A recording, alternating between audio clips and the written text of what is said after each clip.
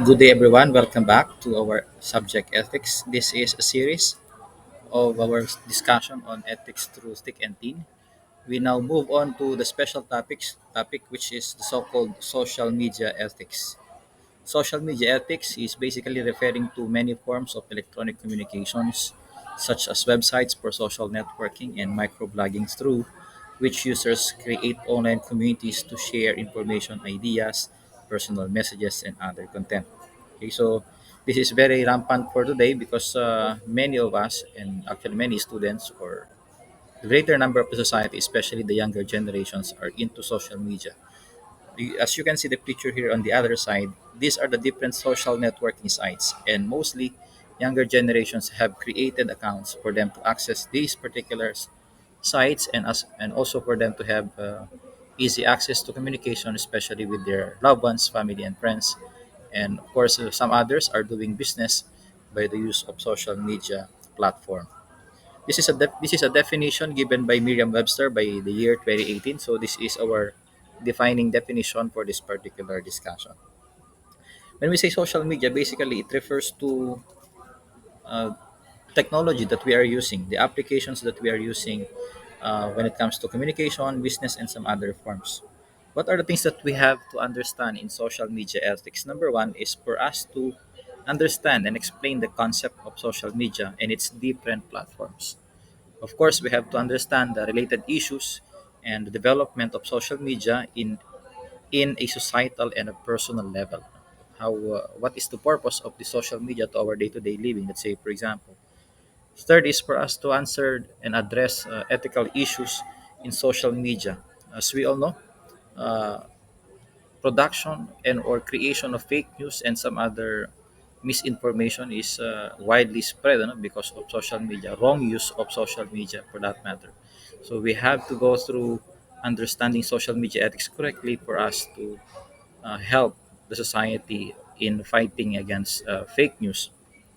And what else? Of course, we have to recognize the role of social media, the good aspect of social media ethics, and how it provides information. It provides information for us to learn things, in a lot easier way. We cannot deny that by means of social media, it is a lot easier for us to uh, access information, especially the news and some other things around the world. Okay, so these are examples of the social media account that is being used today. Let's say, for example, the very or the most common is Facebook, and then of course there was Twitter. There is Twitter. There is Google account. There is Gmail. There is Skype. There was Instagram. What else? And some other forms. Pinterest. Social media is basically, the easy communication, and by this social media, uh, the cyberspace is it seems that occupied by many. The cyberspace is the one. Ito na yung the setting or the locus of communication of people through cyberspace. What is the role, or what are the roles of social media? Why we have to consider also the good aspect of social media? But number one is most interactions and communications is done online using a wide variety of social networks. Of course, you can enjoy social media by means of having good internet connection. Communication online is somehow impossible or difficult without a good connection of the internet. Okay, so internet is one of the aspect we have to consider. At any uh, age, age bracket, the younger ones, the older people, the adult ones, they are using the social media by means of communication. Social media is also being used in schools as a form of communication to teacher to students, students to teachers, as well as exchanging ideas, assignments, and all that. Social media is being used for classes as well, and submission of requirements. I myself have experienced uh, asking my students to submit their requirements by means of social media. And what else? We are also using social media by promoting products, doing business, creating content which is very useful to others. Say, for example, by means of blogging and developing content. What else we have to? Uh, what may not be taken into consideration is the role of ethics that plays with online sharing and communication, or that there needs to be a place for ethics in social media. So paulit-ulit kong sinasabi sa mga discussion natin, especially in the topic globalization, all the things that is being developed today, they are actually good, but at the same time, it has negative effect. We have to look into the role of the social media for us to appreciate social media. But at the same time, we should not forget our responsibilities how to use them well. We cannot deny that in social media, no, fornication, let's say for example, is being spread. What else? The proliferation and creation of so many fake information or fake news for that matter. What else? We cannot control the spread of sometimes malicious content that is being spread through social media. So these are some of the things that we have to consider why we have to understand the role of social media and social media ethics. Because not all things being spread in the social media is basically good. What else? There has been a transformation in communication because of social media. Yeah, that's very true. One is very fast and very easy communication to any parts of the world, for that matter. By means of social media also, it is very easy to be attached or communicate or reconnect to one another. So that's one good thing. In the past generations, in the past years, uh, communication is difficult because it is limited to cell phone or telephone or by snail mail. By social media, everything is very fast. Okay. Next, we have here are some changes that have taken place by means of social media. Number one, people have now become both the producer and consumer of information. So marami sa atin we are giving information, and most of the time also we are benefiting from it. Some others, they are creating good content and it is being shared to one another or to other people, and some others have interest on contents being created. In return, no, it is being liked, it is being shared, it is being uploaded, and at some point, it gains a monetary amount. Ano? Second, news can be shared instantly online before it even reaches television. Isa ito siguro sa mga pinakamagandang epekto ng social media.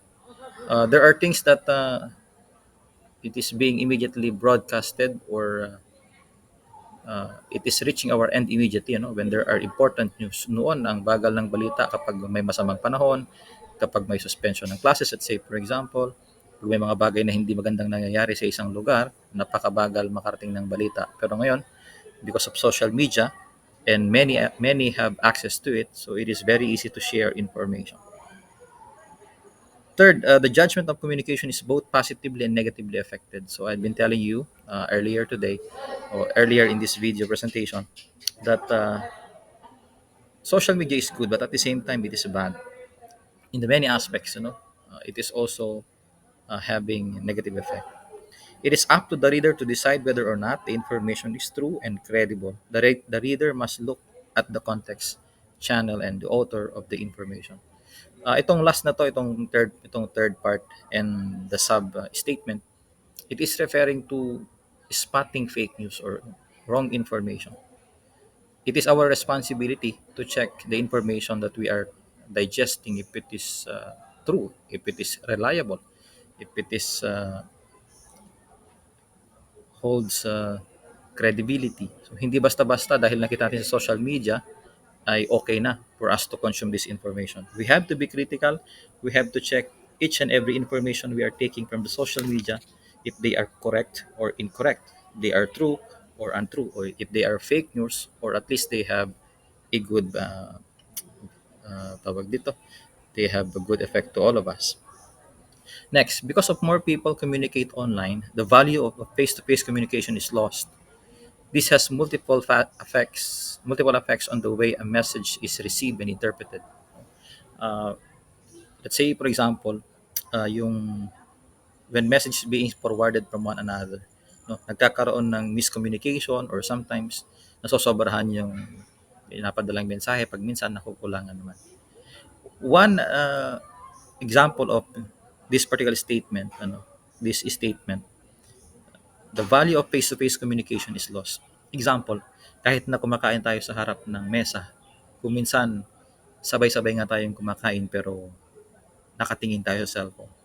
Sometimes we are watching TV all at the same time, but at the same time we are busy with our cell phone.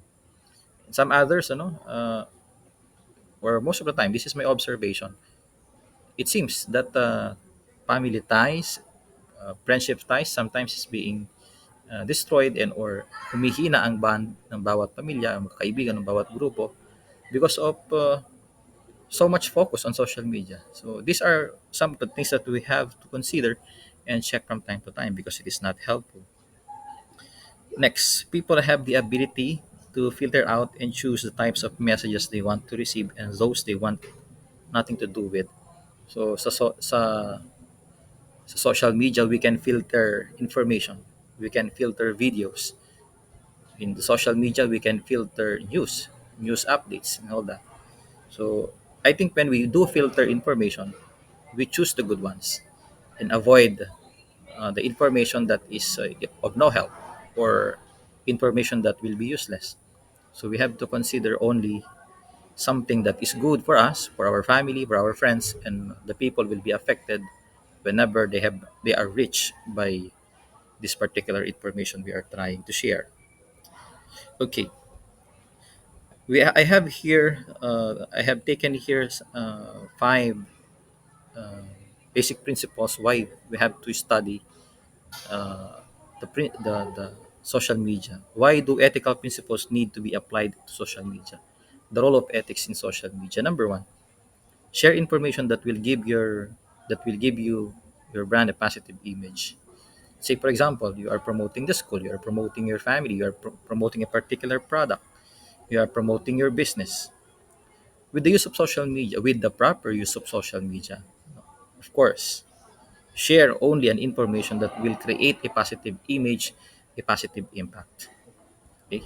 Why? Because syempre, kasiraan naman natin when we share negative image in the social media. This is the one that we should be kept on avoiding, sharing negative information. What else? People want credible information, so give them that. So kayo, halimbawa kayo mga mag-aaral o tayo, whenever we are posting ideas and or information in our social networking sites, we have to be sure and we have to ensure others that what we are trying to post, what we are sharing is actually correct and truthful. In short, falsity has no place in social media, supposed to be. Pero ngayon, ang katotohanan ay sobrang dami ng disinformation or misinformation that is happening in the social networking sites. What else? Number three, when sharing, be aware of others' perspectives and opinions. Be open to what others have to say. So that is very important. Uh, Pag may share tayo, halimbawa sa Facebook, ano kayang nararamdaman ng iba pag nabasa nila to? Pag nagpo-post ka ng isang bagay na gusto mong ilathala sa buong mundo, ano kayang mararamdaman ng iba pag nabasa nila ito? So, isa yon sa mga bagay na kailangan natin i-consider. Number four, be aware of who can see our information. Paano pala kung hacker na yan o balak ka ng pagnakawan ng informasyon? So be careful when you are sharing information in social networking sites because it can be a cost of identity theft and or uh, swindling halimbawa pag nanakawan ka ng impormasyon para pag nakawan ka at the same time mga bagay na meron sa iyo, what is being shared, what is being said and shared about your personal information.